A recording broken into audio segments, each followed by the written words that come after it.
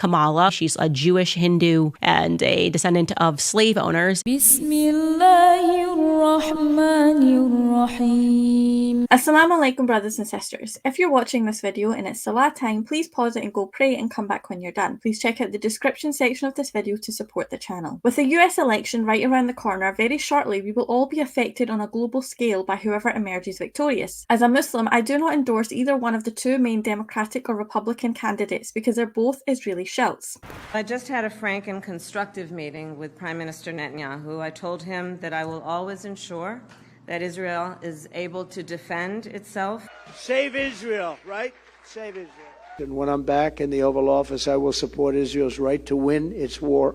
Candace Owens has recently been on the rampage exposing Kamala Harris's racial heritage. To be honest, I haven't been paying much attention to Kamala because, like Trump, they are both dancing to the tune of Israel in order to get elected. Until I saw this.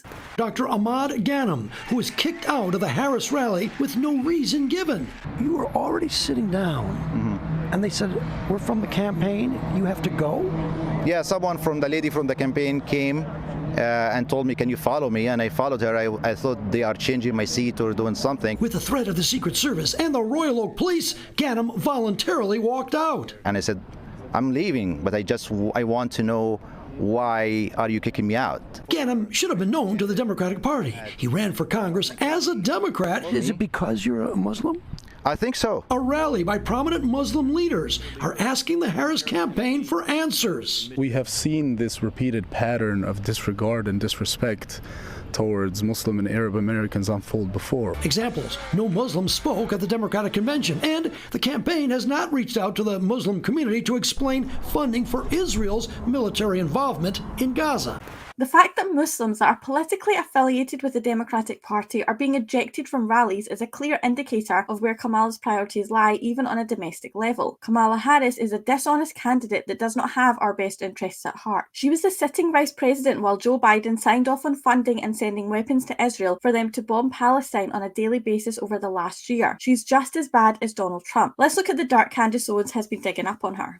The wedding announcement that was published in the Kingston Gleaner of presumably Kamala's mother, as we're told, Shyamala Gopalin, to Donald J. Harris, Kamala's mother, is the daughter of Mr. P.V. Gopalin, the Deputy Secretary of the Government of India. Kamala, who is definitively not black at all, okay? She's a Jewish Hindu Irish woman and a descendant of slave owners. There was some evidence, some strong evidence that pointed to the fact that somewhere along the line, Kamala had Jewish ancestors. Why is Kamala hiding aspects of her heritage? Like, why would you need to hide that you're Jewish? This isn't a country that's gonna go, oh my gosh, well, she's married to a Jewish man, so it didn't make enough sense. But then we received this email. I saw your podcast about Kamala's Jamaican heritage. She's related to me. She also sent to us 5 pages of her family tree. And she's saying that Kamala descends from the Joseph line while her family continues on to the Ralph line and that they were Jewish. And so this is the chart of Kamala's side that she's speaking about. And what's remarkable is I sort of went, okay, so you're telling me that your family were Sephardic Jews. Their family believes that they are intentionally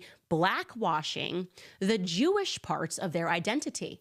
So where Kamala is Jewish, they are inserting this sort of nebulous black ancestry that doesn't actually exist. She keeps records, she has kept them all, and she's saying they are Sephardic Jews. And it's nothing that they're ashamed of. So this family is Jewish, okay? Kamala Harris is Jewish, and she's not addressing the fact that she's Jewish, which is extremely strange because they're trying to push this idea that she is black when in fact she isn't. And I believe that it's because he's Hindu somewhere. She said she was African American. Like, there is no African in this woman, okay? Jamaican percentage at most. Okay, Kamala, thus far you're like an Indian Canadian Jew.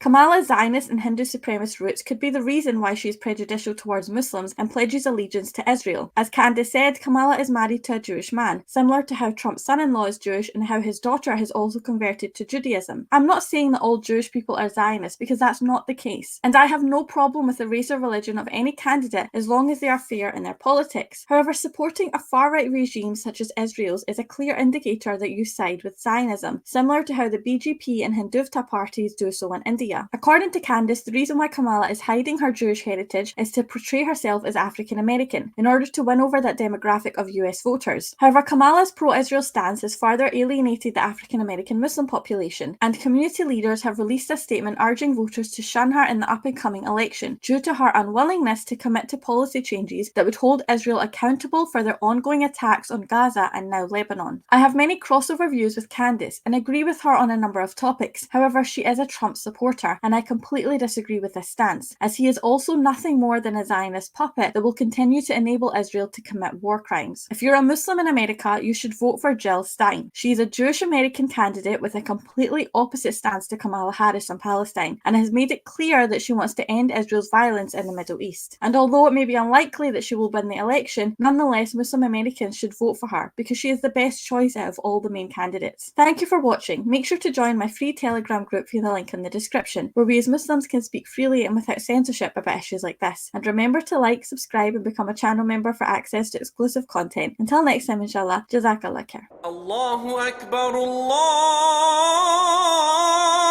Akbar, Allah.